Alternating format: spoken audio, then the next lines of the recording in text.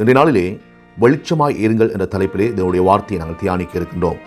மத்தேயு எழுதின சுவிசேஷம் 5ஆம் அதிகாரம் 14ஆம் வசனத்தில், நீங்கள் உலகத்துக்கு வெளிச்சமாய் இருக்கிறீர்கள், மலையின் மேல் இருக்கிற பட்டணம் மறைந்திருக்க மாட்டாது என்று வாசிக்கிறோம்.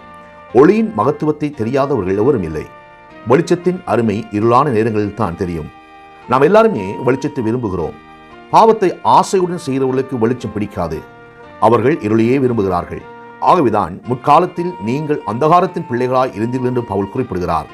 பாவம் ஒருவனை இருளான வாழ்க்கைக்குள் வழிநடத்துகிறது. நீங்கள் உலகத்திற்கு வெளிச்சமாய் இருக்கிறீர்கள் என்று இயேசு கூறினார்.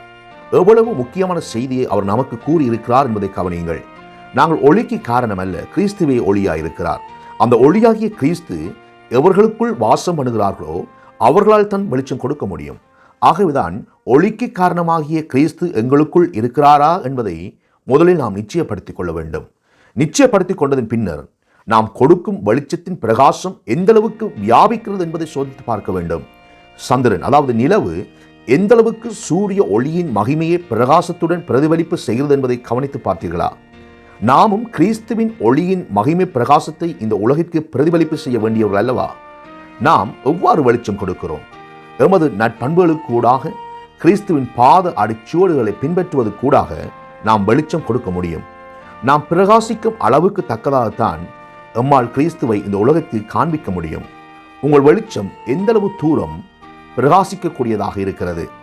நமது ஆண்டவராகிய கிறிஸ்து இயேசு கூறியது போல, நமது வெளிச்சம் உலகமெல்லாம் பிரகாசிக்கத்தக்கதாக கிறிஸ்துவுடன் நெருக்கமான உறவை பேணுவோமாக. ஜெபம் பண்ணுவோம்.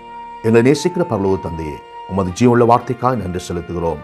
இன்றைய நாளிலே நாங்கள் நமது பண்புகளுக்கு கூடாக நாங்கள் வெளிச்சம் கொடுக்கிற ஜனங்களாய் மாற உதவி செய்யும்படியாய் கேட்கிறோம்.